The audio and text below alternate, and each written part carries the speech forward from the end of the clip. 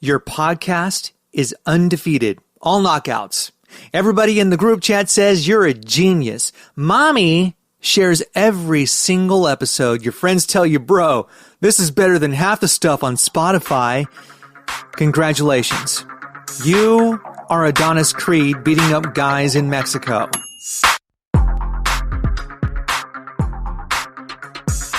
Hey, it's Freddy Cruz. Welcome back to Your Mic, a podcast for new and aspiring podcast hosts. And we are going to go there. One of my favorite all-time movies. My daughter and I, my wife and I, we love watching Creed, the first one. Now, in Creed, Adonis, he's 15-0, mostly fighting in little clubs in Tijuana, knocking out local fighters. He's talented. He's hungry. But the level is what it is. I mean, come on, it's Tijuana. Then he walks into a gym in Philly full of pros and decides to prove himself. He calls out Danny Wheeler, a legit heavyweight, and bets his Mustang that nobody can land a clean headshot on him. 2 minutes later, he's on his ass. Head rattled, car gone, ego taxed. That's the scene the podcast universe plays on repeat for hosts who think 15 local knockouts means they're ready for the entire world. Let's talk about that for a second. Because you might be a big fish in a small pond. That's okay, though. You're the only podcast in a teeny tiny niche. You're top of some minor chart nobody really checks. You're famous at one co-working space and in one Slack community. That's your Mexico. But then you wander into the global arena, the podcast universe, and you realize there are shows with better storytelling, sharper production, more disciplined hosts, and deeper audience obsession. Suddenly, your 15-0 doesn't mean much, does it? In the movie, when Donnie gets cooked by Wheeler, Little Duke basically tells him, yo, you had to learn the hard way, and that's not cruelty. That is how leveling up works.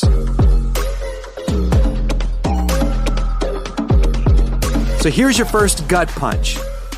If your show has never been humbled, you're probably still in Mexico. Humility moment number 2. Public loss. And boy, do I personally know about losing in public. Over and over and over again. But back to Donnie. He doesn't lose the car in private. He lost it in front of everybody at the gym.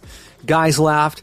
Cameras were out. The car, it was his flex. And I'm really sorry about spoiling this movie if you haven't seen it. But come on, it's actually kind of old, so deal with it. But anyways, that car that he lost, it was his identity. And now it belongs to the guy who just bounced his head off the canvas. And in podcasting, public losses look like this.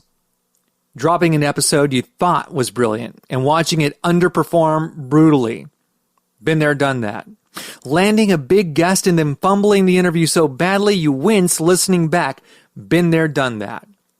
Launching a new format and realizing the audience doesn't care. Been there, done that. Now, you can hide some of it. You can. You can quietly remove episodes, bury mistakes, over-edit, pretend nothing ever happened. But then what's going to happen is you stay small. At some point, if you actually want to fight in a higher weight class, you're going to have to let people see you get punched. Then, here comes Rocky. Donnie goes to Philly, tracks down Rocky Balboa, and asks him to train him. Rocky wants nothing to do with it at first. He's done. He's tired. He's buried his wife, his best friend, his era. It's all over. But Donnie does not want to be saved. He wants coaching. He needs somebody to tell him he's not as good as he thinks he is, and then show him how to become as good as he thinks he is. So, what does Rocky do? Rocky strips him down to the basics. Footwork, breathing, conditioning, chasing chickens. You know what I'm talking about if you've seen the OG Rocky movies, right? Staring at himself in the mirror and punching the version of him that doesn't believe he belongs there.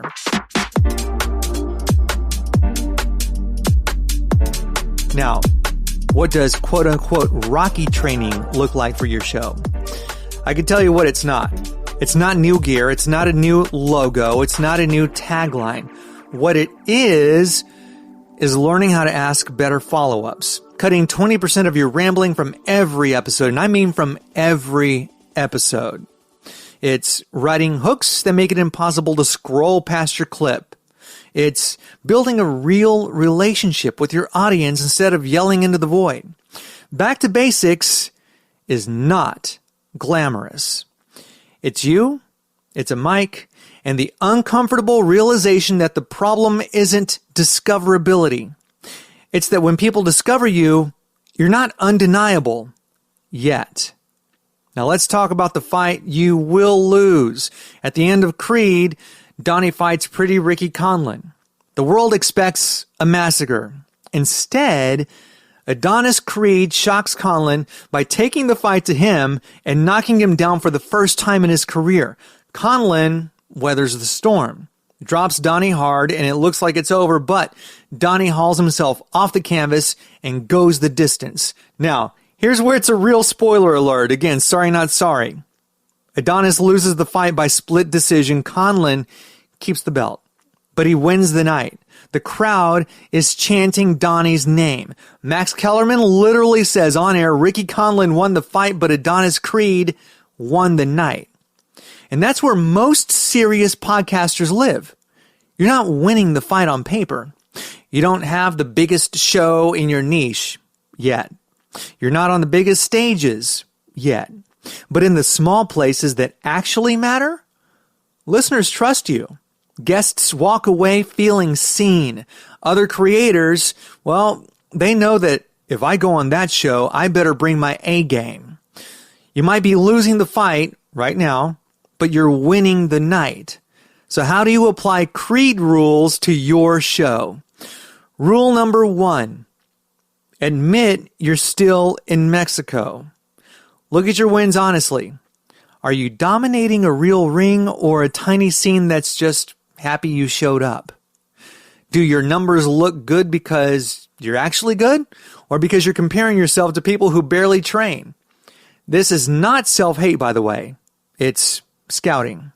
Rule number 2, go get punched in a bigger gym.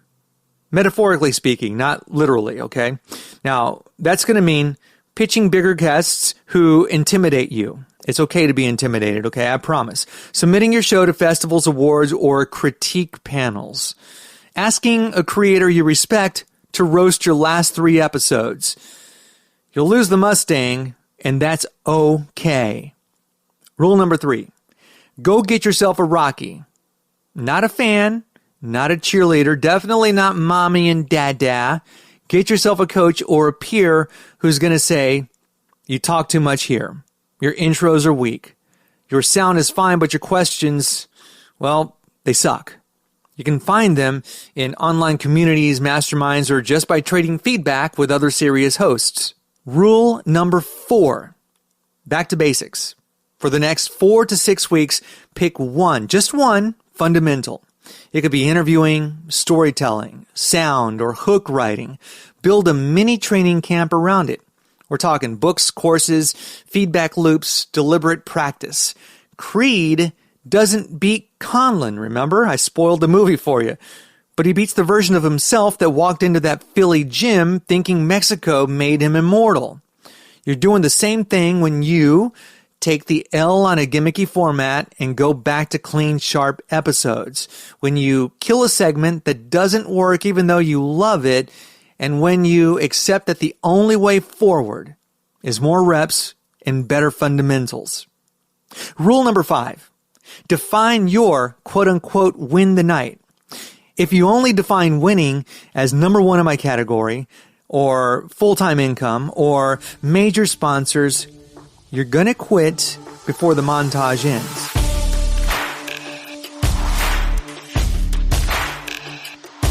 So, decide.